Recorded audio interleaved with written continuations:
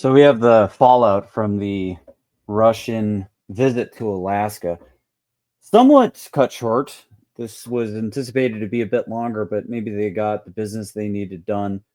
I know you're following this a lot closer than I am, so I probably will have a lot of questions for you, Lucas. Fill me in on what happened here with the summit. So he was there for 3 hours. It was originally scheduled for 7. They kind of cut it short, but did they get a lot of things done? And I know that what JD Vance was off in the UK instead of being here for the summit. That was not originally the plan.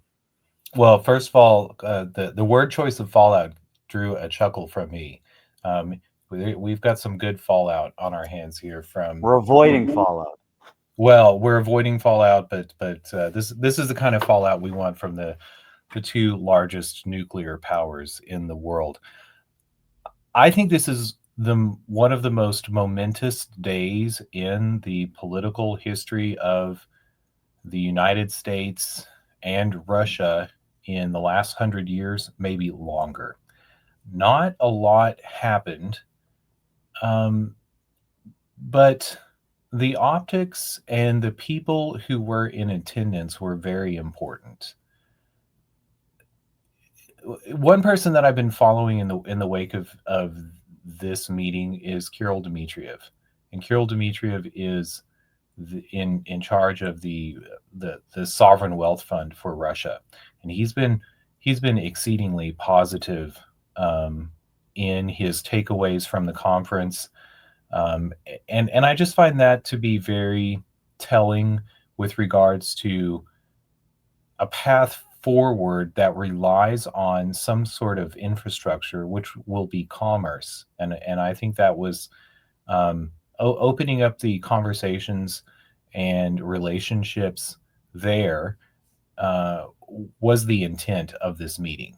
To And open up the trade routes between the U.S. and Russia. yes, to reopen trade between the United States and Russia, and also to diminish or silence the voices of Cold War war hawks and neoconservatives in in the United States and in Russia, because it's not just in the United States that the reliance on the military is a move. That Dmitry Medvedev was not part of the delegation from Russia. I'm also not sure how I'm not sure how much how how duplicitous he is with his statements in response to Donald Trump. So this is a great map, by the way, of an angle that we do not often look at the world from. But Yeah, Russia and the United States. this is looking down from the North Pole, seeing how close really is North America to the rest of northern Russia. Yes, and also given the melting of the polar ice caps and the opening up of Arctic trade routes, I think this was also part of the calculation with the necessity of having better relations with Russia. And if we also think about Trump's statements with regards to Canada and Greenland, and then we look at the map from this vantage point, it is also um, those were calculated statements that he made to um, spur on political discussions in Greenland and in Canada that may have seemed um, I don't know, colonial or um, uncouth from Donald Trump earlier this year. But if he was planning on thawing relations with Russia, um, these are the countries that lie between the United States and Russia. And so, Because I mean, essentially, we have a protectorate of Great Britain right in between the United States and Russia, and that's Canada. ex- Because yes, and a protectorate of Great Britain and a protectorate of Denmark. And as our relationship with Europe sours, And given the history of the interference by Britain with a growing relationship between the United States and Russia, um, it was maybe wise to cause Canadians to begin to question their relationship with Great Britain and to cause Greenland to question their relationship with Denmark. To that, after Trump made his Canada 51st state, we're going to end trade with Canada. Um, one of the most shocking responses I thought from the Canadian Prime Minister was after his election, he turned to the King of England and asked the King of England to come sit on his throne and remind the people of Canada that they were part of the Commonwealth, and to give a speech to the Canadians. So we'll see how that plays out, because Canada, the the relationship between Canada and the United States is, I mean, to me, largely we see each other very similarly, um, friendly neighbors for the large part. But if we turn back into history and back to 1812, we had a war with Canada that is largely forgotten in the United States. I'm not sure how much it is remembered in Canada, um, but it was it was through Canada that Britain tried to interfere with its former colony to retain control of political machinations in the United States. And it was also through Canada that um, Britain during the Civil War of the United States maintained lines of communications with the leadership of the Confederacy in the South. And in part of the narrative that many Americans carry forward um, from the Civil War was that there was some notion of sovereignty behind the fight in the South. But when we pay attention to the support that they were given from Britain, and the reason of that support being Britain's reliance on the cheap labor of the South, um, and the cotton coming from the South to support their textile industry in Britain. The narrative of sovereignty in the southern states doesn't hold up as much. But I think the important thing to take forward from there is both. This was the last time that the United States and Russia were on very good relations. Russia had just gotten out of a fight in Africa with Great Britain during the Crimean War, and saw Britain's colonial empire as a threat, to Russia. And so this sort of set up the long fight between Russia and Europe, or especially Great Britain, but the colonial powers of Europe, France, Great Britain, and Germany, top of the list, and leads us into understanding the animosity between them today, and how the United States is a powerful ally to whoever can draw it to their sides. Anyway, going back to the meeting of Putin and Trump in Russia, I thought it was very important.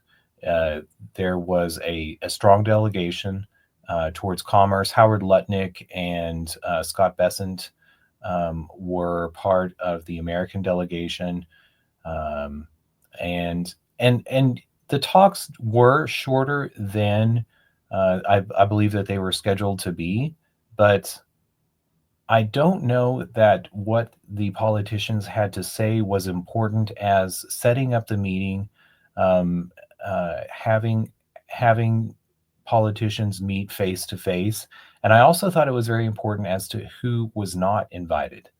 The likes of Kellogg, and generals and representatives from the Pentagon who have been very pro NATO and have been, made statements with regards to continuing the war with Ukraine, were not invited. And you mentioned also that J.D. Vance. Zelensky also was not invited. So yeah, there's some notable people who some would have considered needed to be there, but they're not there, and that's very calculated. Well, and Zelensky may have been invited by the United States, but if he was, if that was actually trotted forth to the Russians, they put a hard no with regards to that invitation, and I think that we also begin to see an acknowledgement here of the dominance that Russia has in the war in Ukraine, or the special military operation going on in Ukraine, and acknowledging their upper hand there, and backing down from the request for a ceasefire or whatever that may be, and then the likes of sending J.D. Vance to quell the machinations of the British. So J.D. Vance was sent to London to have a meeting with the British and other European leaders. They are going to be meeting today, ostensibly to talk about the revelations or the acknowledgments that were made politically with regards to Russia's upper hand in Ukraine. And Zelensky uh, went to Paris to be with Emmanuel Macron, the president of France. So one, I thought JD Vance as a choice to go to be, you know, the voice or the envoy of the United States during this summit with Russia, to send him to Europe was very interesting, because we know the from the signal leak earlier this year that was a conversation about sending the American ships into fight Ansar Allah, the Yemenis, the Houthis in the Persian Gulf. We know from that signal thread that J.D. Vance was very against it. And he said he was against it because those cargo ships were destined for Europe. And he said Europe has been a drag on the United States for far too long. And why are we wasting our military and wasting our money on defending Europe? We should be focusing on protecting trade with the United States rather than Europe. So very American first. So sending him to be the envoy to Europe, this is something that would certainly be in their minds, that he is not disposed to be sympathetic to their plight. And then to see Emmanuel Macron hosting Zelensky, the thing that came to mind when I saw that was, one, the United States is not pressing Russia to have Zelensky at the table. Russia's line has been that Zelensky is no longer a legitimate leader of the Ukraine, if he ever was. Because they haven't been holding elections, and this is something that he's been criticized for. It's just the main reason why they're saying that Zelensky is not the legitimate leader of the Ukraine. Yes. And so when Zelensky meets with the United States today, um, I expect this subject to be brought up, and for elections to be scheduled to be held in Ukraine, because that will be part of setting up a political framework to accept the defeat from the special military operation. And having Vance, or having the European leaders here in the United States today, certainly a question is going to, the elephant in the room is going to be what happens whenever, what happens to NATO if the expansionist nature of it, and the raison d'etre of it being that someday they're going to have to fight Russia. If that goes away, what is the purpose of NATO? And Europe may not see it that way, but the United States is certainly beginning to see it that way. If we're normalizing our relationship with Russia and reopening our commercial interests and trade with Russia, then why would we be continuing to engage with an organization whose reason for being is to fight Russia? So I expect us to be trying to step away from NATO in this conversation, which we've already seen a lead up to in Trump's hosting of Ursula von der Leyen at his golf course, which was another interesting location to have a political conversation. He didn't go to Brussels, to their place of power. He called the leader of the European Union into his little enclave in Scotland, and part of their narrative there too was that European countries would be spending more for the support of NATO, and that the United States was no longer going to be furnishing weapons for that conflict, but they would sell as many as Europe could come up with the money to purchase. I mean, So it definitely throws into question what NATO's purpose is if the U.S. and Russia start to have more normalized relations, especially given the fact that the U.S. was the majority funder for NATO and is pulling back on that. I can see how the days of NATO could be numbered, and if what NATO's primary purpose was to ensure that there was not fighting amongst the European nations, do we expect that there may be conflicts that would start to bubble up in the absence of NATO? I can't think of anything off the top of my head.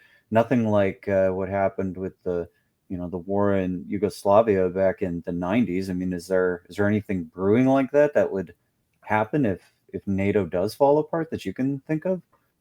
yes, I think, and it's funny that you mentioned Yugoslavia, because I saw this morning that we had a couple of episodes earlier this year talking about the protests going on in Serbia, and those have been growing. I saw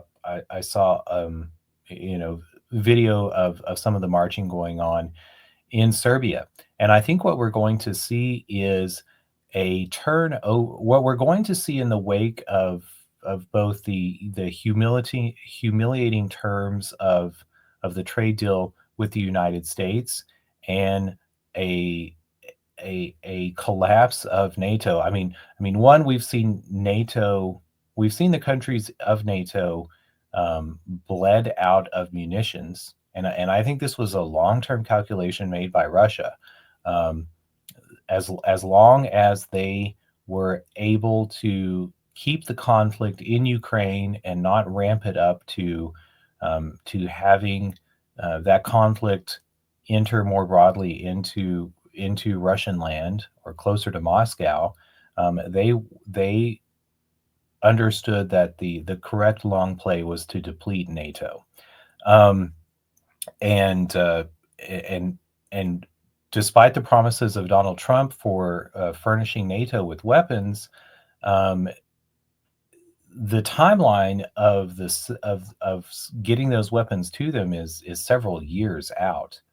So, and in the meantime, Russia's production capacity for missiles and tanks and other munitions is much greater than all of Europe combined. And Is that because Russia has its own supply of rare earths, or is that because they're getting it from China? This is the critical component that the U.S. has been starved of. Is that well, like the calculus here? it's both. In part, it is the result of sanctions by the United States. When the United States sanctioned Russia, which in some ways, those sanctions go back to 1991. Russia has been forced to maintain their manufacturing because they could not go buy things from other countries with cheaper labor or cheaper resources around the world. But we've also pushed China and Russia closer together for friendlier relations. And in part, a lot of people who are trying to get a firmer grasp on the relationships or the Ukrainian conflict started in 2014.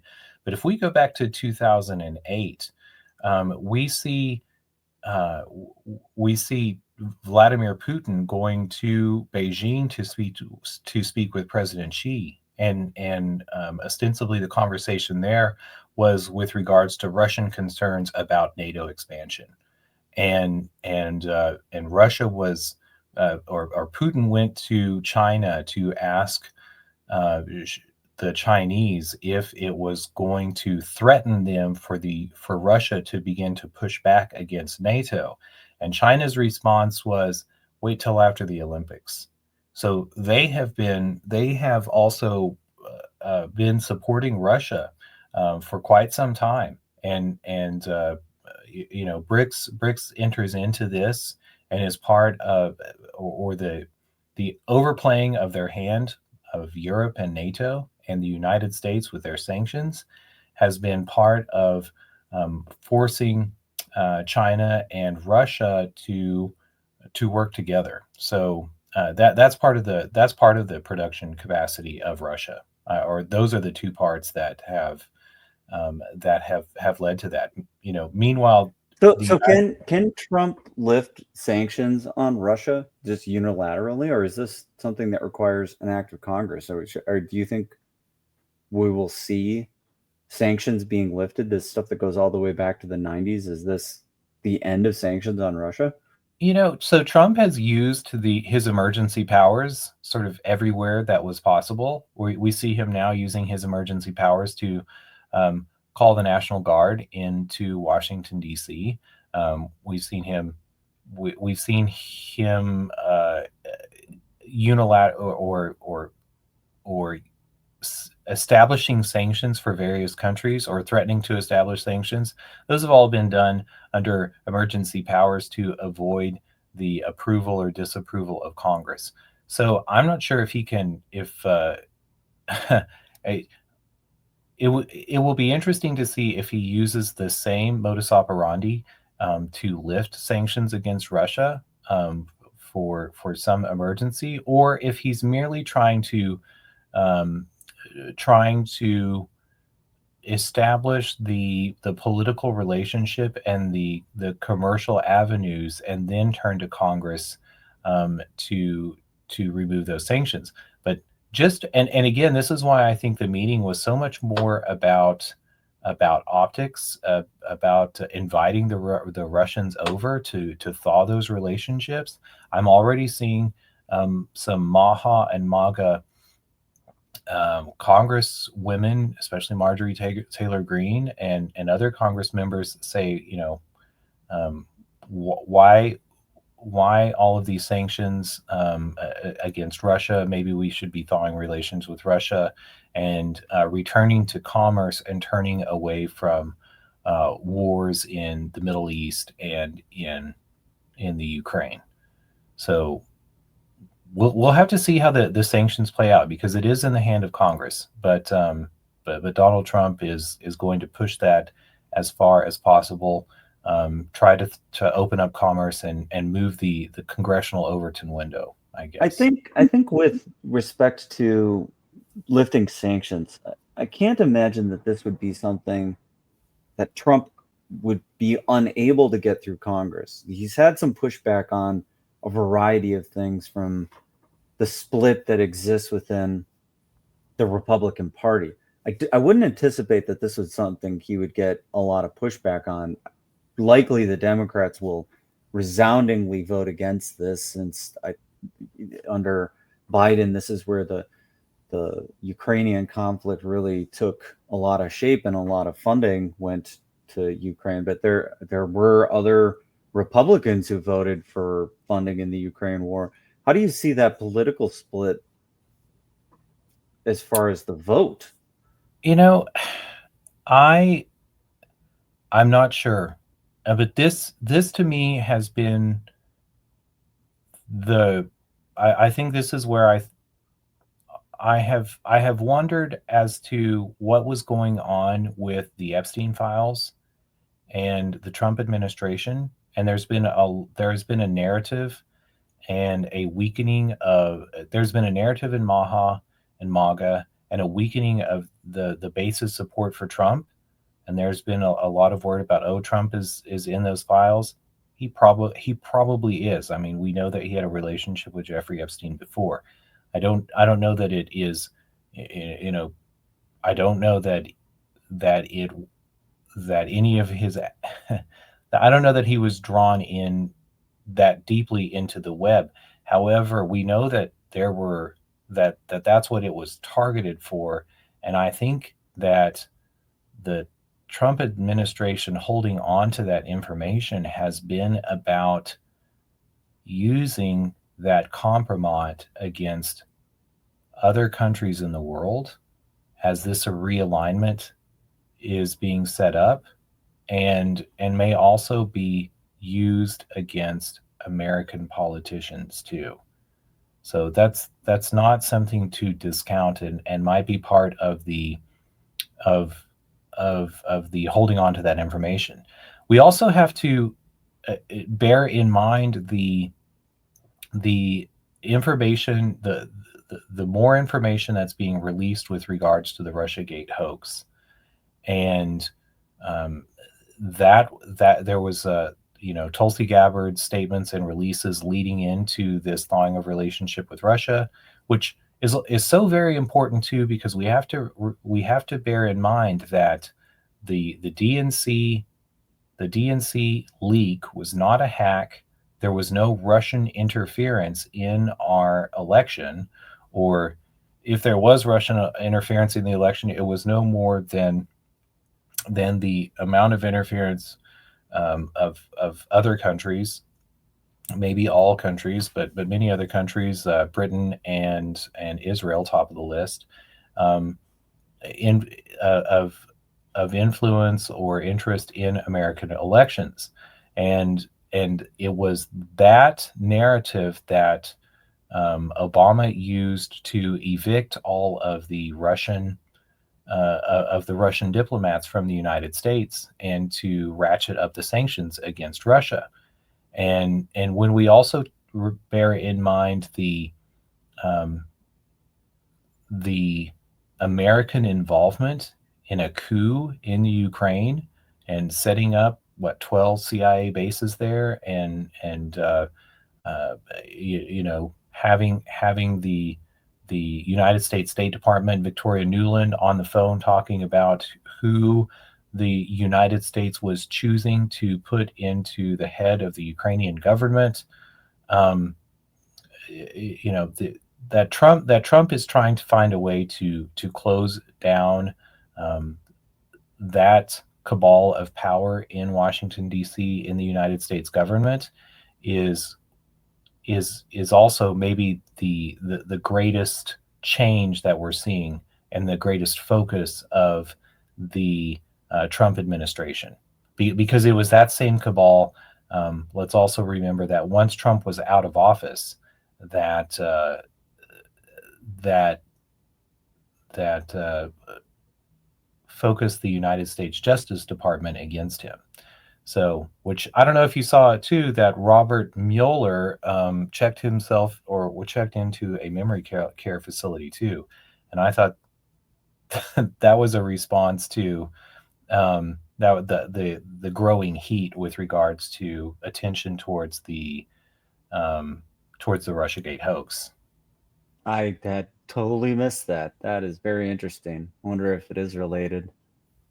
So there's a couple of other things that I think are important to bear in mind as we absorb the gravity of the meeting that just took place. One, um, the BRICS countries and Russia leading them for quite some time have said, in the wake of Trump's focus on the de-dollarization of the world, the collapse of of uh, of the primacy of the American dollar.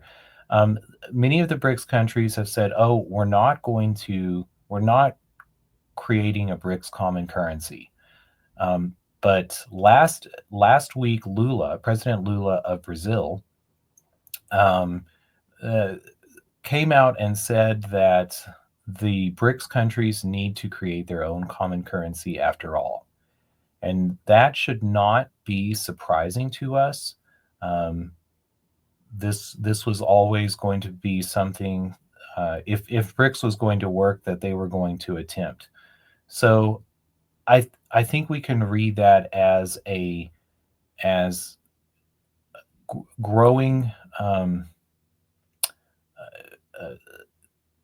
the growing power of the BRICS economic system, and we'll see what happens there. But Lula said that whether it fail or whether it succeed, that it was that the BRICS countries needed to try that, or they needed to try to create it. So I think that will begin to be a new narrative with regards to the BRICS alignment. And I think this is also in the wake of India being nonplussed by some of the sanctions and the secondary sanctions that Trump was threatening with regards to Russia, leading into that meeting. So while India is miffed at the United States, it probably seemed like the correct political timing to go ahead and make the announcements toward a BRICS common currency. And also, while the United States is retreating from their sanctions talk and turning towards playing nicer and with everybody at the world economic table, we'll have to see what's going on there. But I mentioned earlier too that we're seeing more protests in Serbia. I wonder how many countries, the AfD in Germany, the Marine Le Pen in France. I'm wondering what sort of sort of populist, nationalist governments are going to really gain steam in Europe going forward. There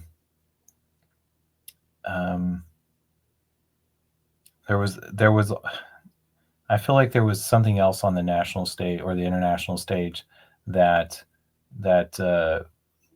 caught my attention, but we've gone over so much. The setup for this little segment was BRICS and whether India really was embracing that alternative currency creation. Does that help spur it? Because I think we kind of. Yes. Well, because I mean, now the question also at hand is how does the conflict in the Middle East move towards resolution? And if we also go back to, the first days of the Trump presidency, were, there were very interesting moves that were made towards gold and the physical, taking into physical possession the majority of gold that was on the London Exchange. And this has put London in a bind. And part of I believe Trump's discussions, because also go back to the first of his administration, and he's talking about the golden era, the gold this, the gold that. Well, I don't know that it was realistic to imagine the United States returning to a dollar that was backed by gold. We still haven't seen an audit of the gold holdings by the Federal Reserve of the United States. Well, we did have a little bit of that. I think a bit of news came out because they wanted to revalue it from $40 an ounce to current market prices, and I think through that process they would go through an auditing of the exact amount of gold that's in physical custody. And that is possibly coming in the future. A couple of things maybe to bear in mind here. Russia has substantial gold holdings, but the United States, and this is more manufactured intelligence from the intelligence community, has maintained that Russia was lying about that gold. They say, where is this gold that Russia has? Well, a lot of Russia's gold has come from the byproduct of the other metals that they have extracted themselves, the copper, the iron, and those mining operations. Well, there's trace amounts of gold in there. They have been purifying that and holding on to that for quite some time. So I've wondered, as Trump talked about the golden era, if there would be the old Russian proverb that Reagan invoked so often with regards to nuclear weapons: trust but verify. So I wondered if there would be some sort of international verification of gold holdings that would come to the table, because this, trust me, I'm holding on to this gold, has led to the system of paper gold promises and the hiding of the actual amount of gold that any country holds. And also, we talked at length about how the United States would hold on to other countries' gold and force them into positions of being dependent on the United States for both holding that gold or hiding how much they actually held. But this is to think about how gold is traded in the future, is part of where I think some of the political calculations, and their commercial calculations are being informed. And I think that we are going to see the locus of the gold trade moving towards the Middle East, and specifically to Saudi Arabia. And I think this is why Donald Trump was so very has been courting those countries whenever he visited the Middle East. He's not gone to Israel, despite the United States support for Israel in the Gaza and Iranian conflict. Whenever he's gone to the Middle East, he's gone to Qatar and Saudi Arabia. And we also know that the British have been very interested in establishing a stronger foothold. They're giving up on Iran and turning to Syria instead. And that, I guess, leads us finally to somebody that we're not talking about that we should keep an eye on, because he's been very quiet. And that person or country is Turkey, and Erdogan with Turkey.